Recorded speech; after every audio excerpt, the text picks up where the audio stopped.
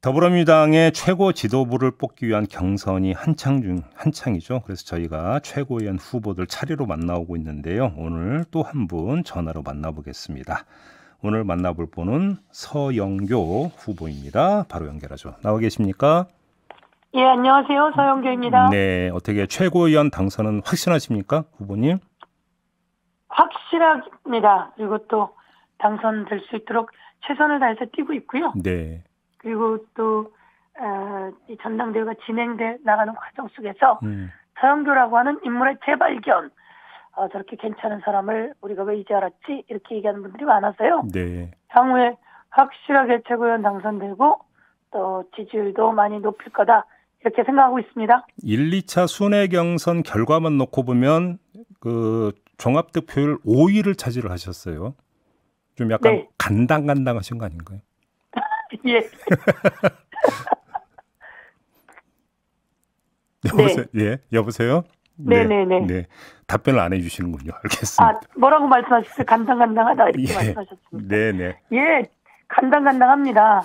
간당간당한데 5인데요. 네. 사실 제가 이제 많은 분들이 최고위원에 출마했으면 좋겠다라고 하는 네. 제안을 받았습니다. 오. 그리고 좀 더 최고위원회에 서영교라고 하는 사람이 가서 안정감이 있었으면 좋겠다. 첫 번째. 그리고 두루 소통하는 능력이 뛰어나기 때문에 최고위원회 가서 그 지도부가 두루 소통해서 의견을 수렴해서 그리고 또 그게 결정되면 확실하게 추진하는 추진력이 있으니 서영교가 했으면 좋겠다. 이런 제안을 많이 받았고요. 네. 제가 국회행안위원장 하면서 그 일에 대한 실적, 실력 이런 것들 많이 평가받았다는 평입니다. 그래서 제가 최고위원회 가서 잘할 수 있을 거다 생각하고 지금 간당간당한데요. 이게 권리당원들의 그렇죠. 투표입니다. 그렇죠. 예.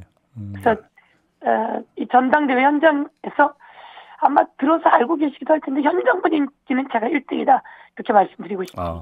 혹시 그보도 보셨는지 모르겠지만 네. 그 더불어민주당 내 철험회라고 있잖아요. 네. 철험회 회원들이 서영교 밀어주기에 나섰다 이런 보도가 나왔더라고요. 보도 보셨습니까? 철험회 회원들이 밀어주기라고 나왔나요? 철험회라고 나왔나요? 철험회. 제가 철험회라고는 못 들었고요. 뭐 더불어민주당 의원들이 서영교가 좀 상위권에 랭크돼서 당을 좀 안정감 있게 하고 잘 소통하고 윤석열 정부에는 좀 강하게 싸워줄 수 있고 또 국민을 위해서는 민생을 잘 챙길 수 있는 적임자다라고 해서 했는데 말씀처럼 간당간당하니까 좀 확실하게 밀어주자 이렇게 저는 듣고 있었습니다. 네. 예. 간당간당함을 넘어서 확실한 그 순위로 진입하는 시점을 언제쯤으로 설정하고 계십니까? 사실은 이번 주말부터였으면 가장 좋겠다 이렇게 생각하고요. 이번 주가 충청인가요?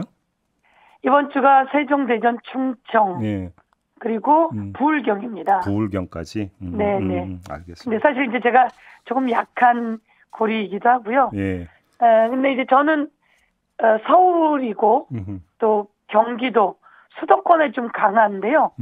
수도권에 권리당원이 많고 또 대의원이 많은 상황입니다. 그렇죠. 그리고 또 제가 대의원에 좀 강한 상황입니다. 그러시군요. 그래서 가면 갈수록 진가가 발휘될 거다 이렇게 생각하고 새로운 그 드라마가 쓰여질 거다 이렇게 생각하고 있습니다. 알겠습니다. 지역구도 서울이시잖아요. 어차피. 네, 그렇습니다. 알겠습니다. 핵사이다, 여전사 이미지를 강조하시던데 어떤 점에서 이렇게 딱 설정을 하신 겁니까? 제가 그 노무현 대통령 시절 청와대 춘추관장이었고요. 네네. 그때 이제 청와대 춘추관장이 될 때는 제가 당시에 상근 부대변인이었습니다. 그래서 부대변인으로 사이다 역할을 많이 했다 하는 평가를 받았고요. 제가 박근혜 대통령 시절 청문회를 가장 많이 한 사람입니다. 그런가요? 안대희 국무총리 후보자도 제가 청문위원 돼서 기자회견 한번 했더니 그만 사퇴하더라고요. 그리고 또 당시 문창극이라고 하는 기억나시는지 모르겠는데 국무총리 후보자가 있었어요. 제가 청문위원이었는데 뭐 문제 제기했더니 그만두더라고요. 이런 것처럼 제가 이제 그 당시에 그래서 청문회 스타 사이다다. 당시 황교안 총리를 향해서 제가 메르스 관련하고 대정부 질의를 했는데요. 그 당시에 이제 100만이 넘는 조회수를 기록하면서 핵사이다 이런 평가가 있어서요.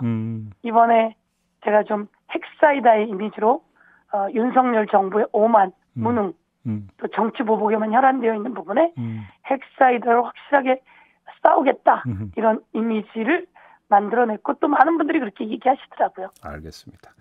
핵사이다 같지 않나요? 저는 목이 많이 쉬었습니다. 저는 죄송합니다. 말씀을 안 드리겠습니다. 저는 질문을 해야 되기 때문에. 네.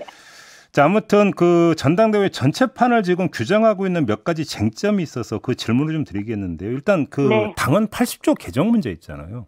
네. 후보님은 어떻게 생각을 하세요? 당헌 80조 개정은 당에는 청원 시스템이라고 하는 게 있습니다.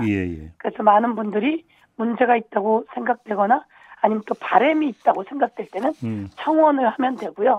5만 명이 청원이 넘으면 이것에 대해서 당에서는 답변을 해야 되는 겁니다. 이런 것은 뭐 모든 흐름에서 진행돼 나가는 시스템이고요. 그러면 답변을 하는 게 맞다고 생각하고 많은 분들이 거기에 대해서 의견을 냈다면 돌아보는 게 맞으니까 맞아야 된다고 생각하고요. 이것에 대해서 그래서 언론도 관심을 갖는다고 생각하고요.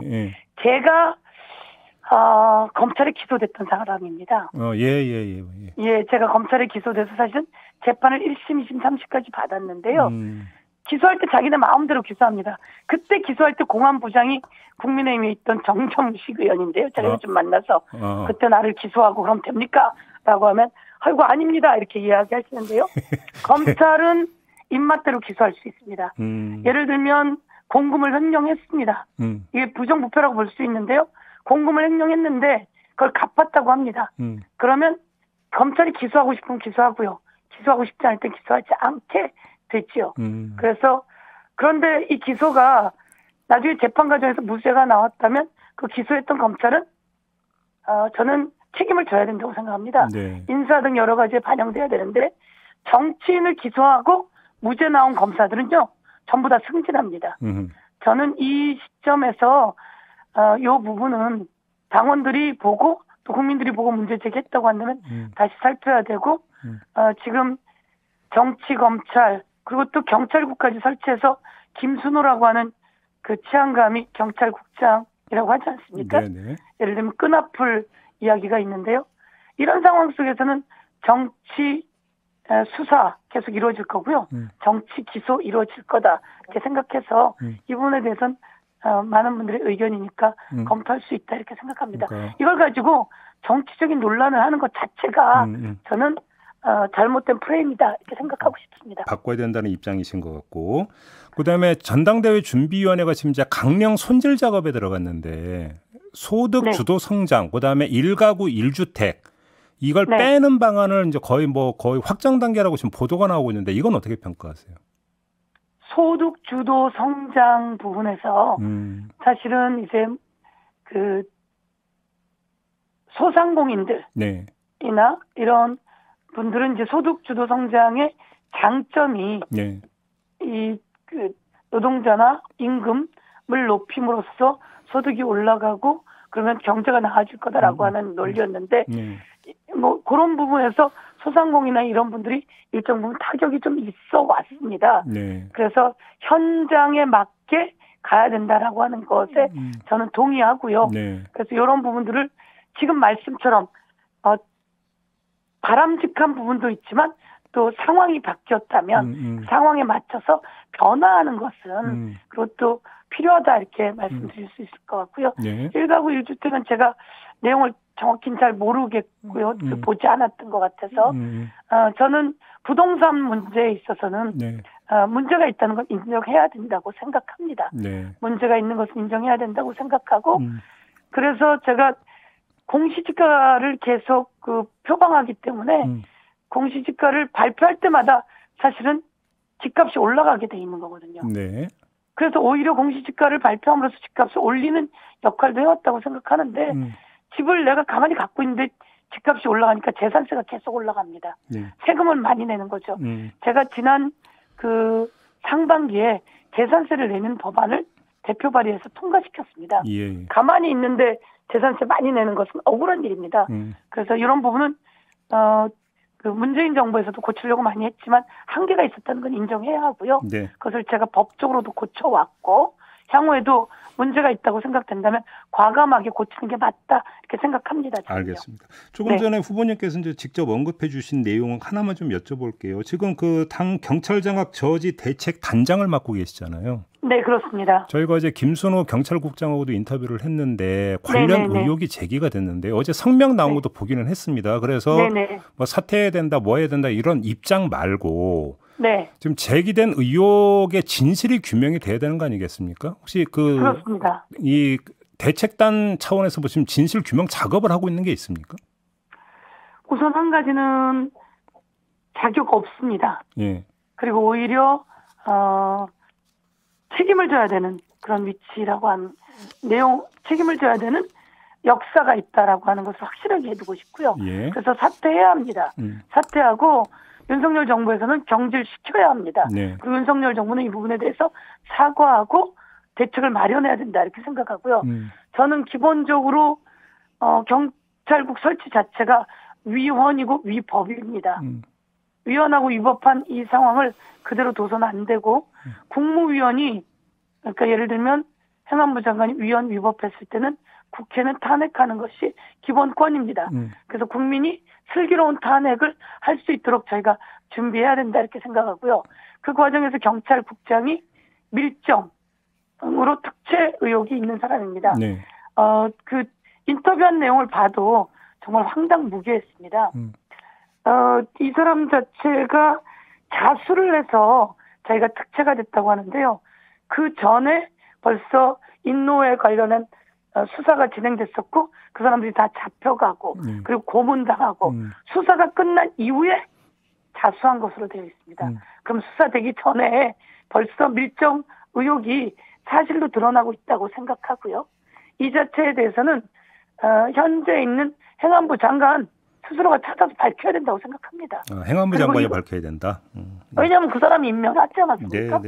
경찰청장 뭐 하는 사람입니까? 그 사람이 임명했잖아요. 그런데 우리는 모른다? 이런 무책임한 경우가 어디 있습니까? 이 수해가 엄청나게 났는데 대통령이 내가 비가 오는데 한밤중에 어쩌란 말이에요. 내가 집에서 했어요라고 하는 것과 비슷한 거거든요.